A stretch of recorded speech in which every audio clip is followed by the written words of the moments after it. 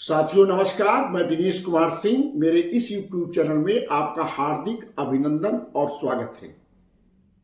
साथियों, आज एक नया विषय लेकर के आपके सम्मुख उपस्थित हूं और विषय है उत्तर प्रदेश राजस्व संहिता की धारा 107 जो भूमिधर या आसामी द्वारा वसीयत किए जाने के संबंध में प्राविधान करती है। धारा 107 के 5 उपधाराएं हैं। क्या क्या है उनके संबंध में विस्तार से चर्चा करते हैं। मेरा अनुरोध है कि मेरे इस चैनल को अगर अब तक आपने सब्सक्राइब ना किया हो तो सब्सक्राइब कर लें, फॉलो करते रहें और वीडियो को सबको शेयर करते रहें, जिससे ज्यादा से ज्यादा लोगों को भूमि संबंधी जानकारी हो, जिससे भूमि संबंधी विवादों से वे बच सके। साथियों, धारा 107 उत्तर प्रदेश राजस्व संहिता जो भूमिधर और आसामी द्वारा वसीयत के प्राविधान के संबंध में प्राविधान करती है। वसीयत भारतीय उत्तराधिकार अधिनियम 1925 की धारा 2 के अनुसार वसीयत, जिसे इच्छा पत्र भी कहते हैं, वसीयत तो कहते ही है और अंग्रेजी में विल भी कहते हैं। तो धारा 2 के अनुसार विल एक विधिक उद्घोषणा है, कानूनी उद्घोषणा है, जिसके द्वारा वसीयत करता या इच्छा व्यक्त करता है कि उसकी मृत्यु के उपरांत उसकी संपत्ति जो है किसे प्रदान की जाए। ये भारतीय उत्तराधिकार अधिनियम 1925 की धारा 2 में प्राविधान वसीयत के संबंध में किया गया है। साथियों, वसीयत कौन कर सकता है? वसीयत हर स्वस्थ चित्त का प्रत्येक संक्रमणीय अधिकार वाला भूमिधर जो अवयस्क न हो, मतलब जो बालिग हो, अपनी संपत्ति का इच्छा अनुसार निस्तारण हेतु सक्षम है और वह वसीयत कर सकता है। वसीयत के संबंध में उत्तर प्रदेश सरकार ने जो पहले हमारा अधिनियम था, उत्तर प्रदेश भूमि सुधार अधिनियम था, यूपीजेडएलआर एक्ट था 1950 का, उसकी धारा 169(3) में संशोधन करके जोड़ा गया कि उत्तर प्रदेश में वसीयत का पंजीकरण अनिवार्य होगा।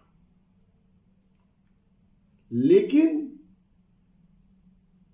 इलाहाबाद उच्च न्यायालय की डबल बेंच में, जिसमें एक न्यायमूर्ति श्री सिद्धार्थ वर्मा जी और दूसरे श्री अजीत कुमार जी, इन्होंने 23/8/2004 को जो ये जोड़ा गया था कि वसीयत का पंजीकरण होना अनिवार्य है, इस संबंध में एक फैसला सुनाया और विधि व्यवस्था दी और कहा कि वसीयत का पंजीकरण किया जाना अनिवार्य नहीं। क्यों कहा?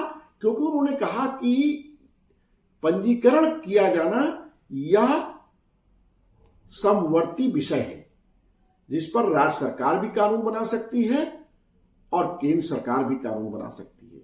लेकिन राज्य सरकार कानून जो बनाएगी वह केंद्र सरकार ने अगर पहले से कानून कोई बना रखा है, उसके विपरीत कानून, उससे भिन्न कानून नहीं बना सकती है। इस संबंध में उन्होंने कहा कि जो रजिस्ट्रेशन एक्ट बना है, इंडियन रजिस्ट्रेशन एक्ट, उसमें वसीयत को पंजीकरण किया जाना ऑप्शनल कहा गया है, अनिवार्य नहीं कहा गया। जब विधि व्यवस्था पहले से मौजूद है तो उत्तर प्रदेश सरकार को इस बिंदु पर कानून बनाने का अधिकार नहीं है और जो कानून बनाया गया है वह केंद्र द्वारा बने हुए कानून के विपरीत है। इसलिए वसीयत के संबंध में उन्होंने यह फैसला दिया कि वसीयत का पंजीकरण किया जाना अनिवार्य नहीं।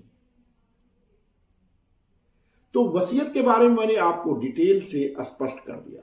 साथियों, उत्तर प्रदेश राजस्व संहिता की धारा 107(1) कहती है कि उपधारा 2 के अधीन रहते हुए, उनके उपबंध का पालन करते हुए कोई भी संक्रमणीय अधिकार वाला भूमिधर अपनी भूमि की वसीयत कर सकता है। लेकिन इसमें शर्त क्या लगाई गई? धारा 107 की उपधारा 2 के अधीन रहते हुए।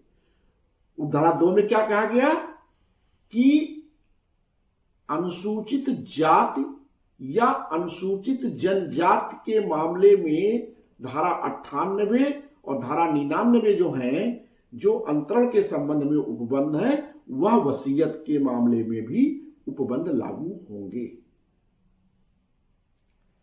इसका मतलब कि संक्रमणीय अधिकार वाला अगर अनुसूचित जाति का नहीं है और जनजाति का नहीं है तो वह वसीयत कर सकता है। अनुसूचित जाति का है तो धारा 98 के उपबंध के अनुसार ही वसीयत कर पाएगा, अंतरण कर सकेगा। धारा अनुसूचित जनजाति का है तो धारा 99 के उपबंधों के अनुरूप ही वह वसीयत के संबंध में अंतरण कर सकता है। धारा 98 क्या कहती है कि अनुसूचित जाति का कोई भी भूमिधर, संक्रमणीय अधिकार वाला भूमिधर अपनी भूमिधरी की भूमि का अंतरण विक्रय से, दान से, बंधक द्वारा या पट्टे पर अनुसूचित जाति के व्यक्ति को बिना किसी अनुमति के कर सकता है। लेकिन अनुसूचित जाति से भिन्न व्यक्ति को अगर अंतरण कर रहा है तो उसे कलेक्टर की अनुमति लेनी पड़ेगी।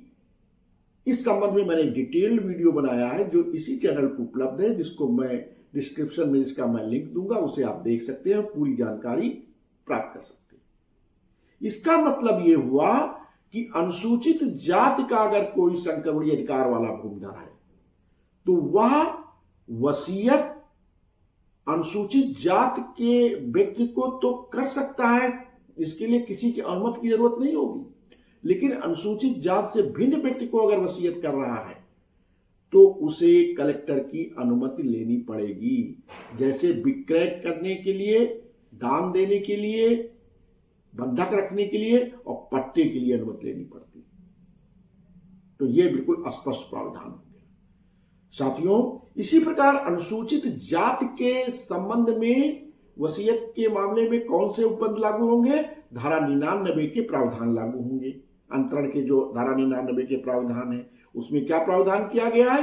अनुसूचित जाति का कोई भी संक्रमणीय अधिकार वाला भूमिधर अपनी भूमि का अंतरण विक्रय से, दान से, बंधक द्वारा या पट्टे से केवल और केवल अनुसूचित जाति के ही व्यक्ति को, अनुसूचित जनजाति के ही व्यक्ति को कर सकता है, अन्य को किसी को नहीं। ना तो अनुसूचित जाति के व्यक्ति को अंतरण कर सकता, ना अन्य किसी जाति के व्यक्ति को अंतरण कर सकता। इसका मतलब अनुसूचित जनजाति का अगर कोई भूमिधर है तो वह वसीयत भी केवल अनुसूचित जनजाति के व्यक्ति को ही कर सकता है, किसी अन्य को नहीं कर सकता। तो इस प्रकार यह स्पष्ट है कि वसीयत संक्रमणीय अधिकार वाला भूमिधर के संबंध में क्या प्रावधान है। साथियों, इसी में 107 की उपधारा 4 में स्पष्ट किया गया है कि कोई भी असंक्रमणीय अधिकार वाला भूमिधर या आसामी को वसीयत करने का अधिकार नहीं होगा। 107 की उपधारा 5 में कहा गया है कि अगर कोई इन उपबंधों के विपरीत वसीयत करता है तो वसीयत का कोई मतलब नहीं होगा, वह शून्य मानी जाएगी। इस प्रकार यह स्पष्ट है कि धारा 107 के प्राविधान पूर्ण रूप से स्पष्ट करते हैं कि अगर कोई संक्रमणीय अधिकार वाला भूमिधर है तो वह वसीयत कर सकता है, और अगर वह अनुसूचित जाति का है तो अनुसूचित जाति के व्यक्ति को वसीयत कर सकता है, अनुसूचित जनजाति का है तो अनुसूचित जनजाति के व्यक्ति को वसीयत कर सकता है, अनुसूचित जाति का है तो वह अन्य जाति को अगर करना चाहे तो कलेक्टर की अनुमति से कर सकता है, अनुसूचित जनजाति का है तो वह अनुसूचित जनजाति के अलावा किसी को भी वसीयत नहीं कर सकता है, केवल अनुसूचित जनजाति के व्यक्ति को ही कर सकता है। तो इस प्रकार मैंने आपको वसीयत क्या होती है, वसीयत के पंजीकरण करना अनिवार्य अब है कि नहीं, ये स्पष्ट किया। और संक्रमणीय अधिकार वाला भूमिधर वसीयत कर सकता है, असंक्रमणीय अधिकार वाला भूमिधर वसीयत नहीं कर सकता। इस प्रकार मैंने स्पष्ट कर दिया कि वसीयत कौन कर सकता है, किसे कर सकता है और कैसे कर सकता है। साथियों, वसीयतनामा जैसा आप जानते हैं, कोई ये बहुत ऐसी बात नहीं है कि वसीयतनामा का प्रभाव वसीयतकर्ता की मृत्यु के उपरांत ही होता है। वसीयतनामा के आधार पर जिसके हक में वसीयत लिखी गई है वह नामांतरण के लिए सक्षम न्यायालय में आवेदन करेगा और उसके नियमानुसार उस पर कार्रवाई होगी। नामांतरण की कार्रवाई कैसे होगी, क्या प्राविधान है, क्या प्रक्रिया है, इस संबंध में एक डिटेल वीडियो हमारे इसी YouTube चैनल पर उपलब्ध है, जिसका लिंक डिस्क्रिप्शन में दूंगा। उसे देख करके पूरी जानकारी प्राप्त कर सकते हैं। कभी कभी वसीयत जिसके हक में लिखी जाती है उसे बड़ी जल्दी रहती है संपत्ति प्राप्त करने की, और वह कानूनी प्राविधान नहीं जानता है और हत्या कर देता है उस वसीयतकर्ता की, जिससे उसे जल्दी से संपत्ति मिल जाए। लेकिन ऐसा नहीं है।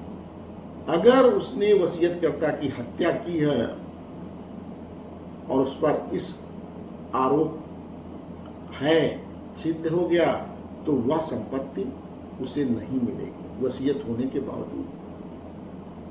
साथियों, बहुत बहुत धन्यवाद। मुझे आशा है कि ये वीडियो, ये जानकारी सबके लिए लाभदायक होगी। अनुरोध रहेगा वीडियो को शेयर कर दीजिएगा, ज़्यादा से ज़्यादा लोगों तक इस बात की जानकारी हो और ज़्यादा से ज़्यादा लोग इसका लाभ उठा सकें।